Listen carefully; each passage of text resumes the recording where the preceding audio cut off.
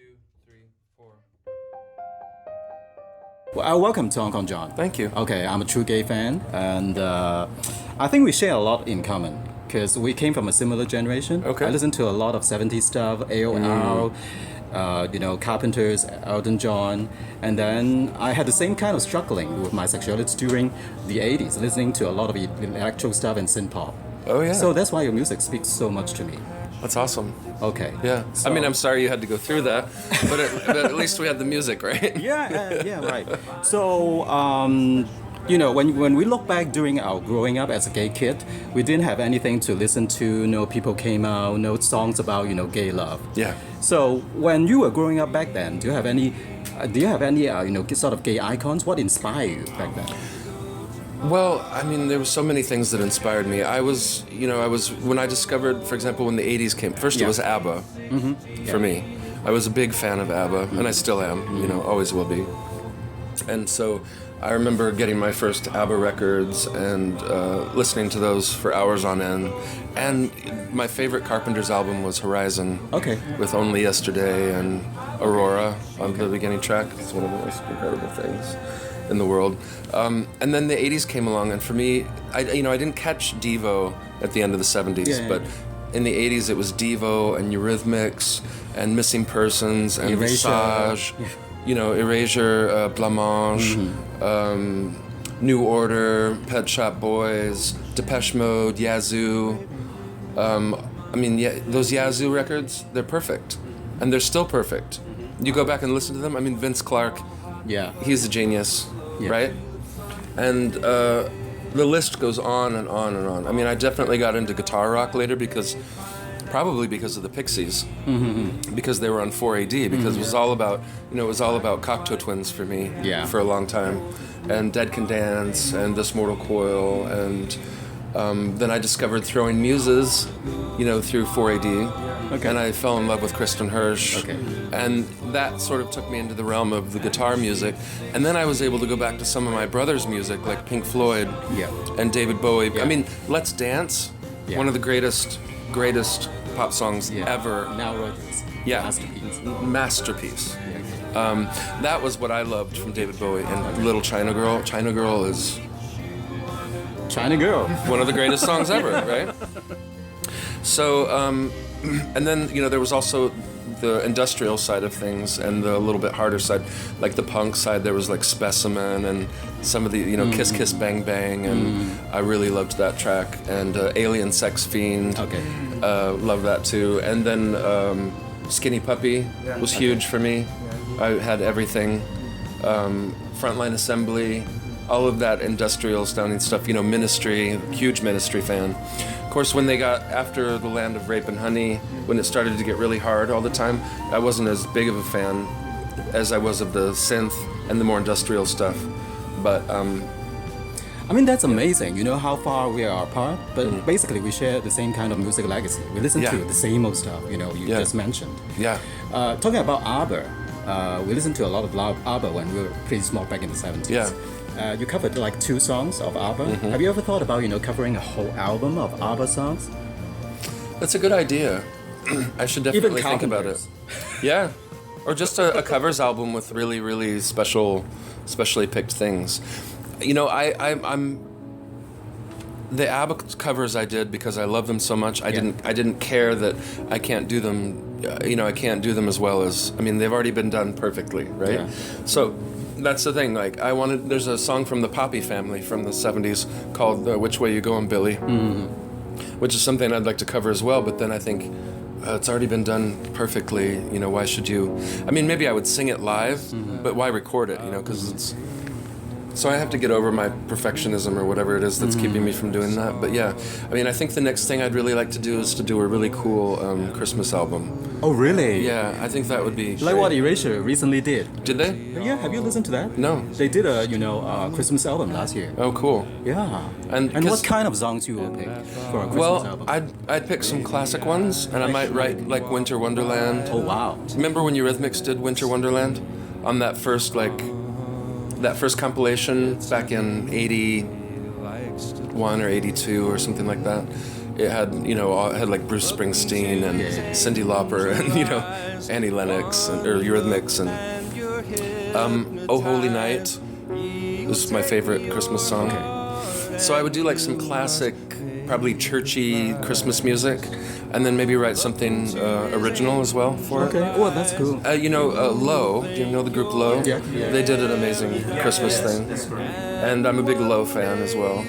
Okay. They're one of the groups of modern times that I think is indispensable. Okay.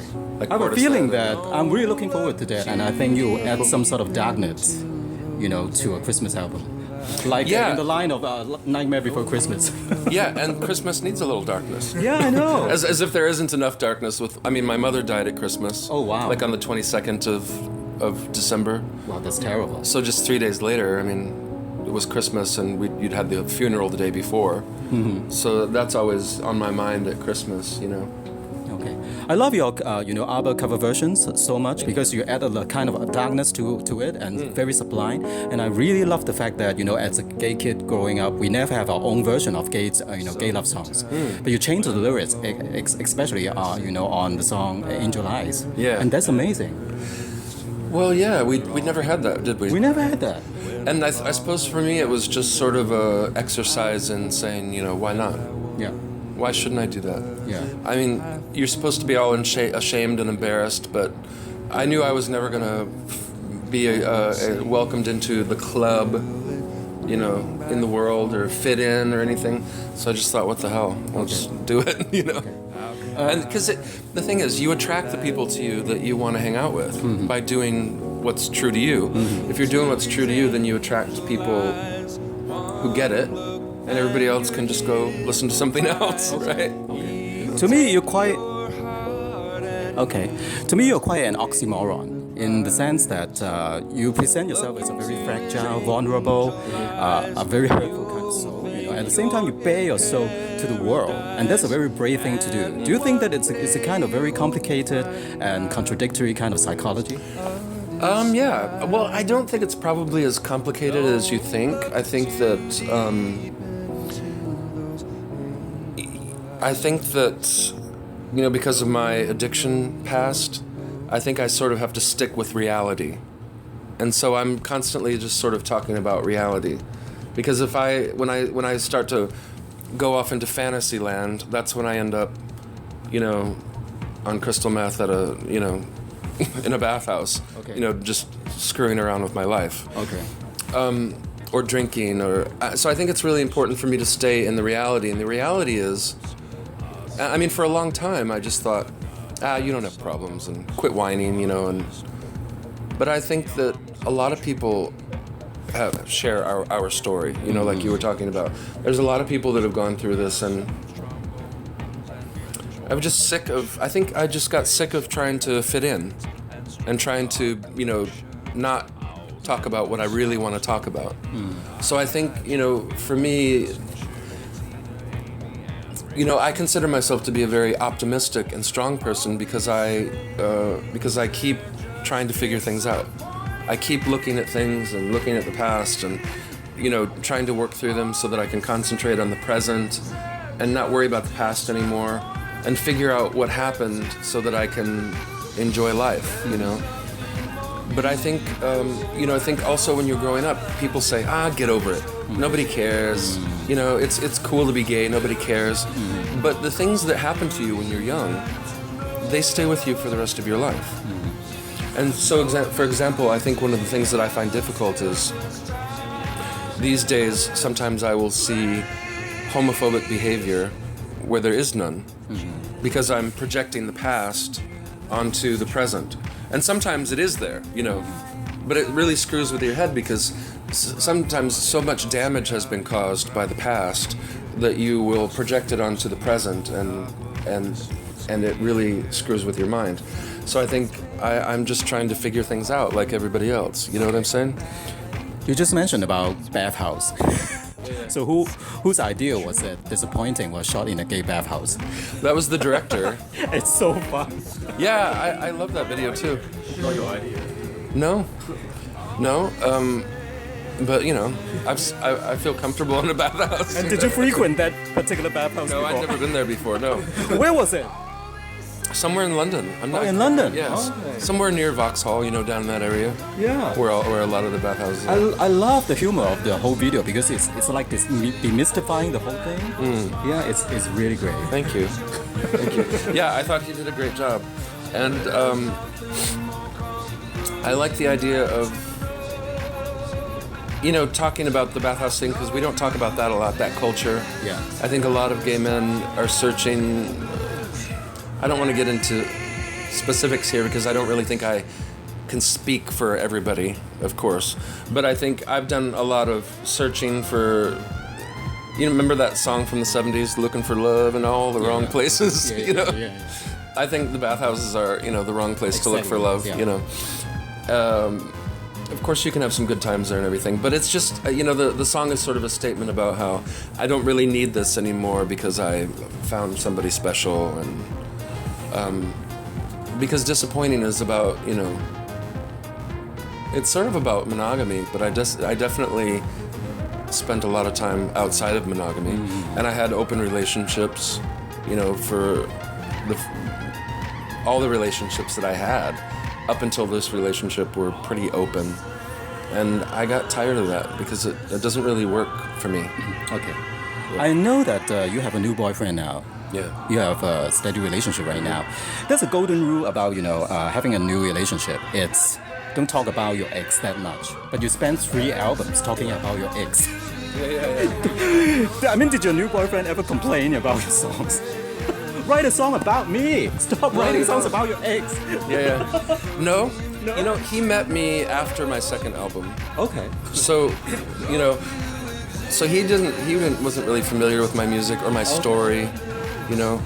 We just met in person and he didn't really know that much about me. We just started getting to know each other slowly. And so, and the third album doesn't really have, there's one song on it that definitely has to do with the old boyfriend, but that's because I got it wrong I was going to put it on the last album, Pale Green Ghosts, but I couldn't get it right, and so I needed to sit with it longer and think about it, and so I was, you know, when I finally got it right for this record, I thought, well, it doesn't matter that I'm, you know, not mourning that relationship anymore. I can still put it on my record, right? Okay. So, I mean, I consider myself to be quite an optimist, I have to say. Okay. Because I still keep thinking, I still keep getting up, you know, and trying to, because I've had depression for a long time. For, you know, 30 years or whatever. 30 years? Oh, yeah. Because I mean, it started to get really bad when I went to Germany. I was about 19 when I went to Germany, and I'll be, you know, I'm 47 now. So, I mean, close to 30 years I've been battling, you know, pretty intense depression.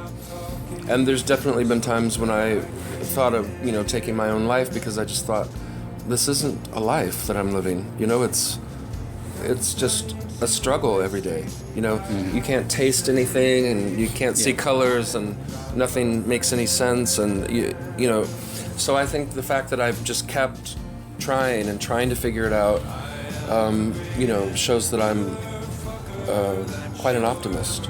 And plus, I just love to laugh. I do a lot of laughing all the time. You know, I'm constantly, you know, people who hang out with me, you know, we laugh most of the time. Because I love humor and, you know, I love different cultures and I'm fascinated with different languages and fascinated by books and literature and classical You're a language music. junkie. Yeah, I am, totally.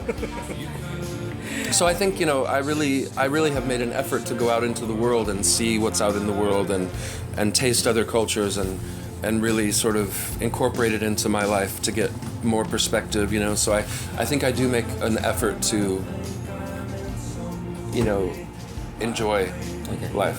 Congratulations on your sobriety. You've been staying sober for quite some years.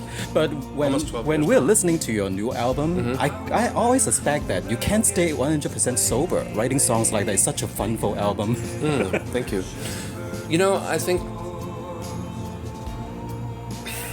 that becoming sober has meant that I could be myself more.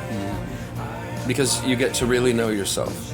I mean, at first it was horrible because when you're sober at first, like the first 2 years, 3 years, 4 years, you're uncovering so much shit that you've been burying for so many years, and you're not drinking anymore or taking drugs to deal with it. So it's just this mountain of crap that you're looking at, and like wreckage from the past and damage that you've caused yourself and other people. So it's quite intimidating at first, but then you start to really get back to who you were when you were young, and you were excited about roller coasters and ice cream and, you know, simple things. I suppose roller coasters aren't very simple, but they're engineering feats. You know, but you know what I mean. I know. Thanks for your time, but finally, I have to thank you personally for writing a song like Glacier. Oh. It means so much for people who are still struggling.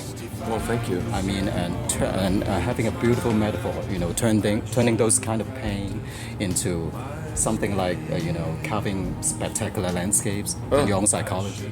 Well, that's beautiful. Thank you. I mean, do you know what I think the spectacular landscape that is being carved by this pain is compassion for other people. I think that's what this landscape is that's being created. Because then we do have this, it's much easier for us to empathize and have compassion for other people who are having a difficult time, you know. And that's beautiful. Okay. Anything to add? Have you asked Pachi to tour with you this time? Yes. Yeah, because Oh, Butchie, it's out there. Yeah. Oh, wow, that's great. We listen to a lot of I Sushi love and Susie and the Banshees too. Yeah, of I can't course. believe I didn't mention them. he have I a mean, solo concert for Coffee. yeah? Yeah. Oh, cool. And please bring Sinead to Hong Kong. Oh, wouldn't that sometime. be amazing? Yeah. I don't know where she is right now. I think she's... Is she okay? I mean, because over the past few years, we heard a lot of, you know, gossipy news about her mental state. Is she okay? We're, you know, asking because we're concerned. you know, she has things that she struggles with. You know, she's struggled with depression in the past as well. But yeah, I mean, I think she's... I don't know. I haven't talked to her in quite a while. Okay. But my experiences with her have been quite amazing. She's a strong woman. So, and I feel like she's somebody who really enjoys life as well. Yeah. So I think she's still trying to deal with some things, you know. And I hope that she is getting what she needs wherever she's at, you know. Okay. She just covered Life on Mars in a Chicago concert recently. Like yesterday. It's on YouTube now. You should check it out. Very powerful interpretation. Oh, It's so good. when did she do this? I think yesterday. Really? Yeah, in Chicago. Yeah, she's So she's one of the So much better than Lord's tribute at the Brit Award. Yeah. Not to mention Lady Gaga. Yeah. You should do agree. some Bowie Yeah. in your show. What will you choose? Maybe This Is Not America from Oh yeah, I love The that. Falcon and the Snowman. What a great song, huh? Oh yeah. So many incredible tracks from that guy. Yeah. Yes. I mean, just album after album after album. PJ Harvey's sort of like that too. Yeah. Just album after album after album of incredible stuff, right? And we're still grieving. I Yeah. mean, Kate Bush put it so right. What'd she say? Well, she said that, well, you just can't handle someone who has attained a kind of immortality status can actually die. Yeah. That's what the best everybody. thing That's what said everybody about keeps Bowie. saying, and I agree with that. But it is strange. I mean, it's so obvious, you know, that everybody's got to die. Yeah. But I think in order for us to be in the present, we can't be thinking about death all the time. Otherwise, you wouldn't get anything done. Yeah. You know, you wouldn't make your bed, you wouldn't brush your teeth, you know, you wouldn't learn how to cook, you know, because you just think, oh, what's the point? But yeah, I think you're right. Yeah. Okay.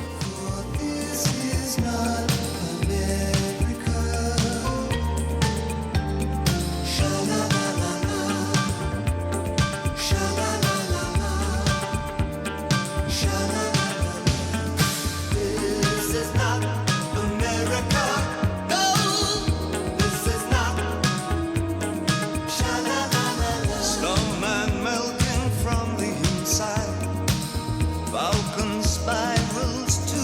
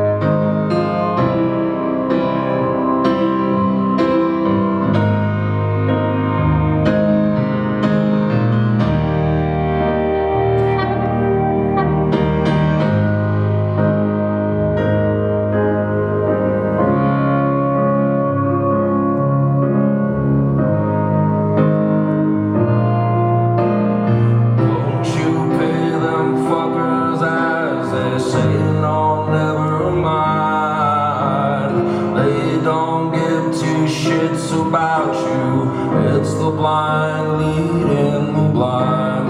What they want is commonly referred to as theocracy. And what that boils down to is referred to as hypocrisy. Don't listen to anyone, get answers on your own. Even if it means that sometimes you feel quite alone. No one on this planet can tell you what to believe. People like to talk a lot, and they like to deceive. But this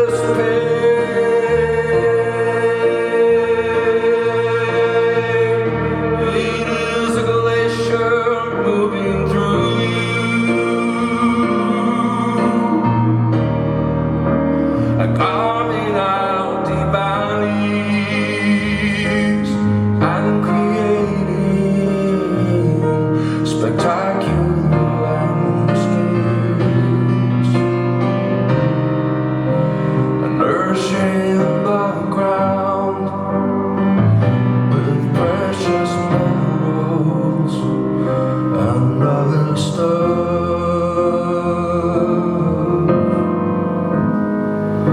So don't you become paralyzed with fear when things seem particularly rough.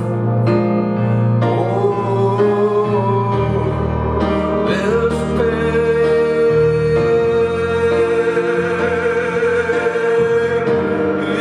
is a glacier moving through you,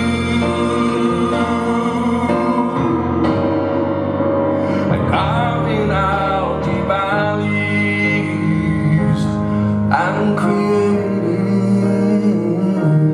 spectacular landscapes, and nourishing the ground with precious minerals and other stuff.